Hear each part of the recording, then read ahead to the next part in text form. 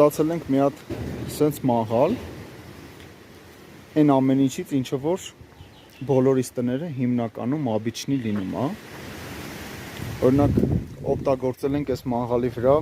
կառավաթի այդ բանը, գլուխները, ոտերը, այստեղ օգտագործել ենք այս ցանցը, որը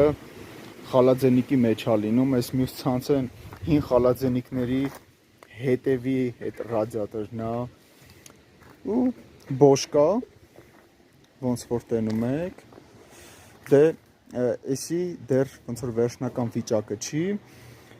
իրան պետքա ներկենք, ժանգերը հանենք, ներկենք եւ այլն, ու որ իրան բացում ենք, մեջը այ այսպիսի տեսք ունի, շշերի տեղը կտրած, 11 շշի համար է ինքը նախատեսված, հետագայում նաև նախատեսվում է, որ լինեն գիդրավլիկներ, որպեսզի իրան բացես, ինքը բաց վիճակում առանց պահելու կանգնի, ու կարելի ասել, որ այսպիսի մաղալ ստանալու համար շատ ծախս չի գնում,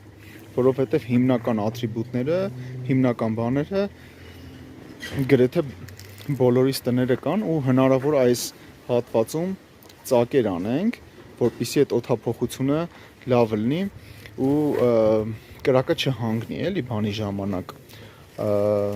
խորոված անելու ժամանակ, որ օդհետվածին լինի, կրակը չհանգնի։ Ու ժողովուրդ ջան, մի հատ սենց սիրուն հավեսով մաղալ ենք ստացել ու որոշել ենք փորձարկենք, տեսնենք ինչա ստացվում։